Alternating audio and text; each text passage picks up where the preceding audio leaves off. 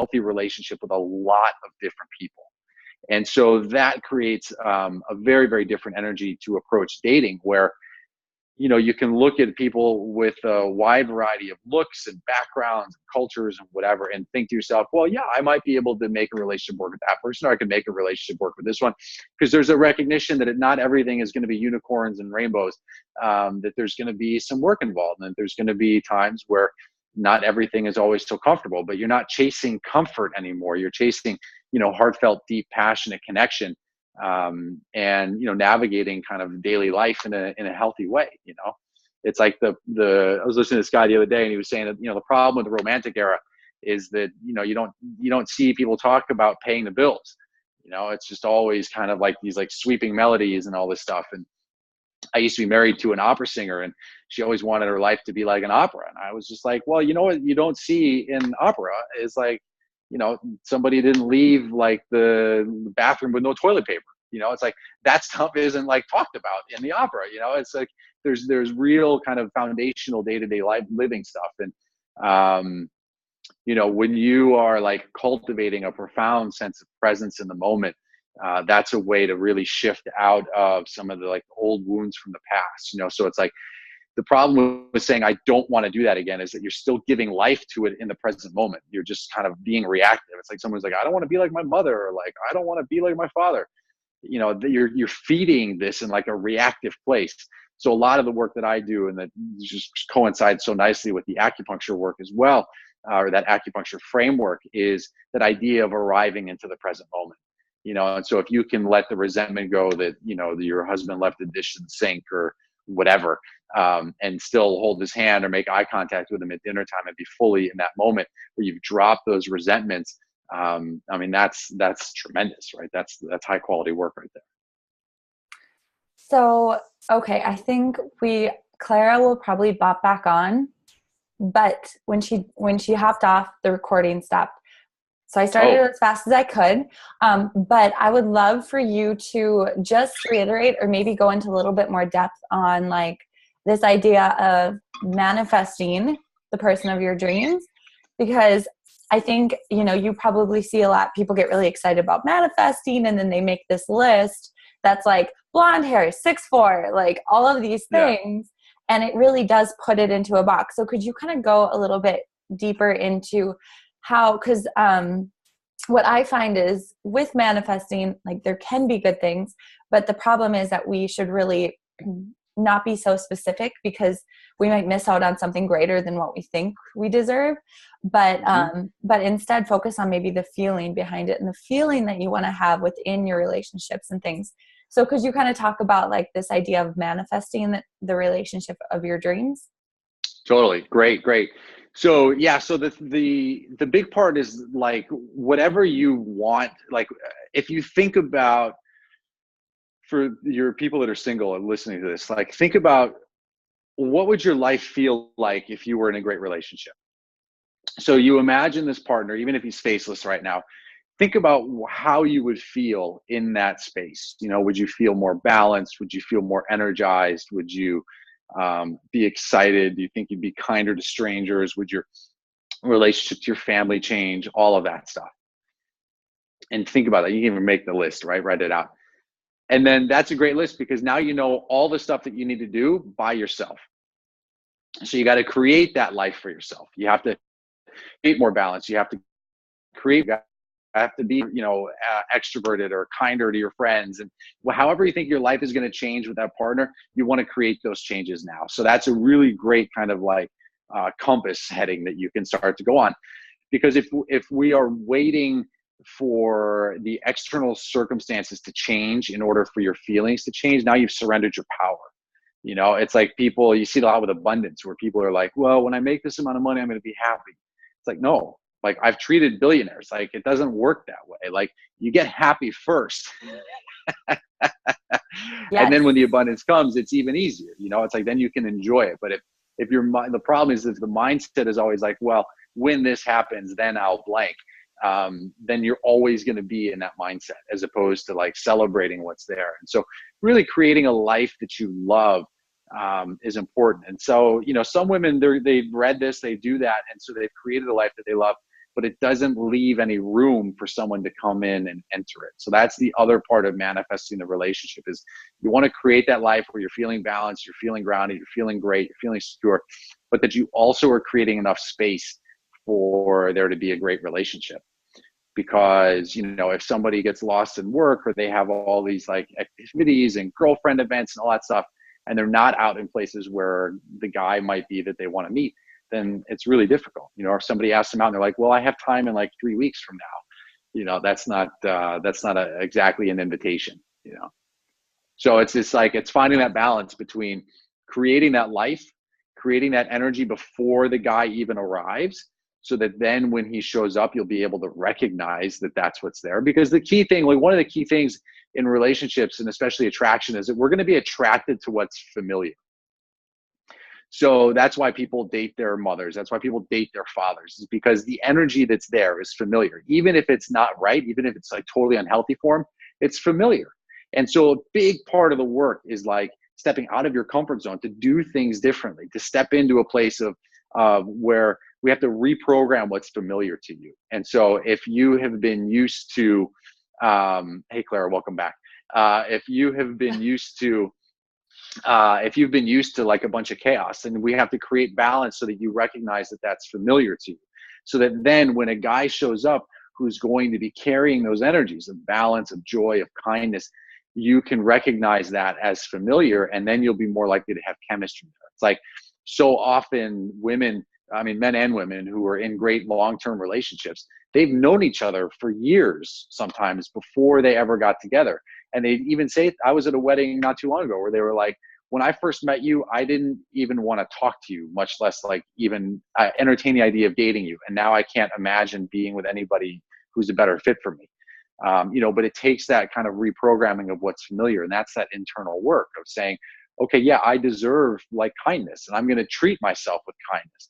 I'm going to treat myself with so much kindness that when I recognize someone else who's kind, I can actually have chemistry with that person. Oh, you brought up so many good things there. And I'm really glad that you talked about creating space, because I think that's really true. We have a lot of people, or there are a lot of people out there who are saying, I want to be in a relationship. Oh, I want it so bad. And then it's like, but they're filling their time with just so much like extra things just to like almost keep their mind off the fact that they're not in a relationship. That's a really interesting and a really important thing I think people need to focus on. There is one thing that I loved that you talked about, and my mindset, and the thing that I share with people is really that you do want to create the life that you love. And then anything externally that starts to come in, it's almost like you choose to pull it into like what's already so good and so abundant and so complete. And relationships are so much like that. It's like create that bubble and that, you know, that space of love and joy and balance. And then you don't say like, when I have that relationship, I'll feel that way. But instead you say, I'm ready for that relationship, and I pull it in to make what I have currently even more enhanced. Totally. I mean, think about the pressure that puts on a potential partner, where it's like, okay, now that you're here, I can like take this trip, or I can be calm, I can be peaceful, I can do all these things. And all of a sudden, like, you know, again, like he leaves the house a mess or something happens, and it's just like, now all of a sudden this, you know, picturesque vision that you had for your life is now ruined because the guy was just like being a dude, you know. And it's like, it's so much pressure. But if you're like, no, I recognize that I can create the balance, I create the energy that's coming in. And then when the relationship shows up, it's not a shock to the system, because you're like, yeah, of course, I've been living in this state of self-love, of abundance, of kindness, of compassion, of consideration, of all these things for so long, that of course I have a relationship now that mirrors that. But it's like, if the relationship is so good and it's so jarring to what you're used to, it's like it won't work, you know, whether there won't be chemistry, or it just becomes like so volcanic that it just then, you know, corrodes, self-sabotage behavior. I mean, there's so many ways that it can go. Yeah. Another thing I wanted to just throw into this mix is like, you know, you keep referring to like the dishes or the toilet seat up, or like in relationships. Well, I want you to kind of go into why it's easier to be like hurtful to the people that we love most. But another thing I just love to share with people is, think about it. Like, you did the dishes on your own before this relationship. And think about it this way. Like if the dishes are in the sink, completely detach emotion, right? So it's like the dishes are in the sink and that is the fact. There is no emotion attached to that. Like the fact is that there's dishes in the sink. What do you need to do about it? Like, Yeah. you know, you can throw a hissy fit and then, you know, feel like a fool afterwards. You can just be like, okay, well, the toilet seat's up. That's the fact. What do I do about it? So I don't know. I wanted to kind of throw that in there, and I like Totally. thinking about that. Yeah, it's great. I mean, one of my favorite conversations that is like with couples is like, what is the thing that your partner does that just drives you crazy? Because everyone's got these things. And I like to know it because it's just kind of fun, you know. It's like it's nice to just kind of get that out there, so to, you know, poke at the veneer that, like, you know, the Instagram life may look great, but like behind it, everyone's got that stuff, you know. And yeah, so part of it is like, what's the story? Like, so there's dishes in the sink. I love how you said that. Like, there's dishes in the sink. Like, that's just what's there. Like, are you going to create a story that says that he did it because he doesn't value you and like he always ignores you and that like you are the doormat? And, you know, like, are you going to make it this whole thing, or are you going to be like, this is just what it is, you know? And so, yeah, you know, one of my friends was telling me that this might be a little kind of complicated, but why do we treat the people that are closest to us the worst? I think that part of what happens is that after a while, when you're with somebody, we start seeing them as extensions of us. And so rather than like, you know, you being Kylee and me being Jim, it's like there's like, if we were together, like eventually, like I start seeing you as me, you start seeing me as you. And so then we start treating other people in our lives the way we treat ourselves, you know. And so that's where all the more reason why doing that kindness, doing that internal work to create that energy and to create that environment around you that is so good is so important, is because at some point you may start seeing your partner as just an extension of yourself. And if you treat yourself like shit, you're going to treat them like shit. If your internal dialogue is really hard on yourself, you're going to extend that to them. Like, it's just what's going to happen. That's part of why, like, you know, what are some of the best ways to like restoke the fire in relationships, right? Esther Perel has, you know, she's a genius and she's got some great stuff. And one of the things she says, you know, the two times that people are the most attracted to their partners, especially if they've been together for a while. One is when they see their partner in their element, particularly if they can perform. So whether you see like your lawyer husband, like, you know, arguing a case, someone who is performing, you know, maybe even, you know, you guys, like if their partner hears you like on a coaching call and you're just like in your element, because they don't do that. Right. And so they don't recognize you anymore as like an extension of them. They're just like, oh, look at this, like this woman, this partner who has this amazing skill set that I don't have. It reinforces that like you are you, I am me, and together we can have this amazing chemistry. And then the other one is on vacation or after vacation when someone comes back from a trip, right? Because you've had the actual physical separation. So now you're, again, less likely to see that person as just an extension of you. And so what happens? Like, how you start treating that person like you might treat a stranger, which is usually with more kindness, tenderness, patience, way fewer expectations. And then all of that can create more room for chemistry.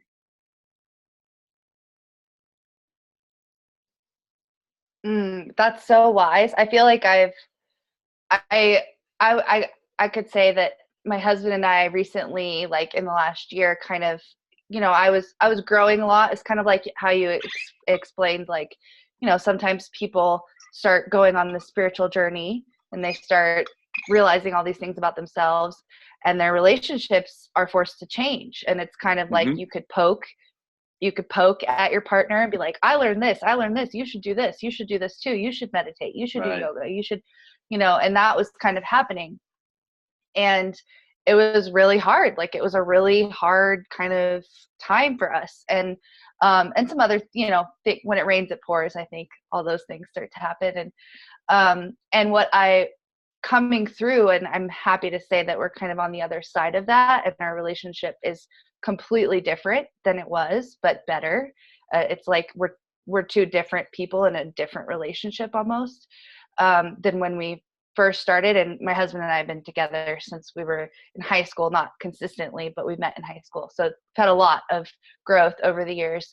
And what has been the most amazing, and one of the things I've learned the most from, is that that same thing, like look at your partner as this other person, as this person that's like still surprising you. You're still like, wow, look at that. I didn't know he liked that, or I didn't know he did that thing, or I didn't know how good he was at this. And that's been like this huge realization as far as those bubbles, like staying separate, right? Like staying not walls up, not protected, but, you know, porous and able to go in and out as we choose, but also very like, you know, separate. Seeing these two separate people doing two separate things, having two separate lives is so important. Yeah. So I love that. I would love to hear a little bit about the male perspective, you know, of, I guess, dating, of relationships. Like what are maybe some of the top 3 things that women who are dating don't realize about men who are also dating, or the biggest misconceptions, maybe you could say, like from that male perspective? Sure. Um, yeah, one of the things, it's not quite a misconception, but it gets back to what we talked about earlier, which I think is really important about making space, is that one of the things that I think guys are listening for is, you know, where do I fit into this woman's life? And so I'm here in New York right now, a lot of high-powered women, a lot of women with busy lives, a lot of success, a lot of people who, you know, have been 30, 35 years, 38 years, 40 years, without necessarily a great relationship. And, you know, so they get to this place of like, I don't need a man. You know, and it's like, yeah, okay, that's a good, all right, great. So you don't need a man, you want a man, like that's a nice distinction to have. But where is that guy going to fit into your life? And so if you have like all of your social events and you have your girlfriends and you have like these things, you know, like a guy needs to know where he's going to fit into your life. And so creating that space where even though you can do everything on your own, maybe you don't have to. So when you are like dating, I mean, this is such a cheesy example, but it's like if you guys are hanging out at your house and your light bulb goes out, right? You could be like, oh, my light bulb went out. And you just kind of like call it out there and you can see if the dude picks up on it and it's like, oh, I'd love to fix that for you. Right. Which is going to be like, there's like an opening there for a guy to like assume a very dude-like place in your life. But if you're just like, oh, the light bulb went out, like, hold on, like, hold the ladder, right? And you go get your ladder, you get the light bulb, and you climb up on the thing and you do it. It's like you didn't create a space for him to be able to step into your life in any kind of like powerful or meaningful way. And so guys are definitely listening for that. The other things that I think got most guys, again, we're just generalizing here, but there's like two main things that I think about a lot with what guys are thinking. Like the formula for guys is, number one, how much freedom am I going to lose in this relationship? So, you know, there's always a loss of freedom. And I know women are like this too, you know, but there's always going to be a loss of freedom. And so it's like, how much freedom am I going to lose? Like, how needy is she? How demanding is it? You know, what kind of like demands are there going to be on my time and energy and like all of that? And then of course, like, what's the payoff? You know, how much fun do we have? How easy is it to be with her? And you know, there's another element of like, you know, how is she going to interact with my friends? Like, what is the kind of this might sound terrible, but sort of the social cachet of being in this relationship, you know, like, is she going to be awesome to be with? Like, am I going to be able to still have poker night with my friends? Or is she going to be able to come with me on certain trips and all that stuff? Or is it going to be one of those things where my friends, you know, don't like her and she's annoying and high maintenance and just really difficult? So it's like, it kind of gets back to like creating, and you know, it's like, I get kind of obsessed with this word easy, you know, where it's just like, create an easy life. You know, like people, we know that relationships aren't always going to be easy, but if that's like something that you can be kind of focused on, like create an easy mood around you, you have an easy time interacting with your energy is pretty easy. You know, that's a powerful place to be. And that's a kind of a hallmark of like that secure kind of vibration where you're not like retreating and super avoidant, but you're also not like mega anxious. And, you know, it's like if a guy doesn't text you on an app right away, it doesn't necessarily have anything to do with you. You know, he may not be bringing the same kind of intensity and focus or, you know, lining up a date by Friday as you are, you know? And so part of it is like, you know, it depends on the attachment style, but bringing some deep breaths and just kind of like bringing some patience and overall sense of like yourself to it, where you're not going to let your mood be dictated by whether or not a dude has texted you back. Yeah, I'm so Make glad sense? you said that. Yeah, that's so good. Awesome. Yeah, it is. It is. And I think it's super helpful. What about, I'm just one other kind of scenario. What about someone who has kind of given up? Because I think there's people out there, and obviously they might not be the people that you necessarily want to coach, because you want people Right. that are engaged and motivated. But there's people out there that feel very hopeless and, totally disengaged with the whole process of dating. And so I would just like to know what you would say to them. Yeah, and this is where I come from, like from a clinician standpoint, where we started the talk with the acupuncture stuff, the Chinese medicine, is that we're always in relationship, always. And as a human being, I think one of the most important things that we can do is pay attention to what is the impact that we have on the web. It's like, if you think about yourself in the center of a spider web, every choice that you make, every move that you do, every decision that you have, it tugs on the web in some way. And so what is that impact? What is that signal that you want to be sending out into your relationships? And so if you're not into dating right now, if you are taking time off, if you are feeling hopeless, turn your attention to yourself and turn your attention to all of your other relationships and make those great. Invest in those. Spend time with your girlfriends, spend time with your guy friends, spend time with your family. Get that stuff right. Get yourself back into integrity. Get yourself to a place where your word means something. Develop that sense of trust and confidence within yourself. And then the relationship might just happen, right? It can just kind of appear when you open yourself up to it. And even if it doesn't just appear, at least from that place, you'll be able to move forward when you are ready toward attracting that relationship that you want. But one of the things that that just kind of like, I just kind of laugh when I hear it now, is when somebody says, well, I'm taking a break from dating, I need to work on myself. What do you do with that? Right? I just think, I'm like, yeah, it's like, what does that mean? Like, how do you know when you're going to be ready for a relationship? How do you know when you're done working on yourself and you're ready for love? I've never understood that. The example that I like is, there's like the story of like somebody who goes off into the woods, into the cave, and attains enlightenment, right? They're sitting there by themselves and they're like all holding their crystals and stuff. And then they attain enlightenment. They're like, I'm enlightened. So they leave the cave and they go back down to the village, and the guy goes, we'll call it a guy in this case, the guy goes back, and he gets to his home and finds out that his wife has changed the locks on the door. He takes a step back, he looks in the window, sees that she's having sex with another man. Guy starts freaking out, banging on the door, throwing rocks at the house, right? And it's like, okay, dude, like, how enlightened are you? Like, what happened to your enlightenment in the cave? And that's where, getting back into the village, getting back into the people, getting back into these more nuanced relationships can stir up all sorts of shit.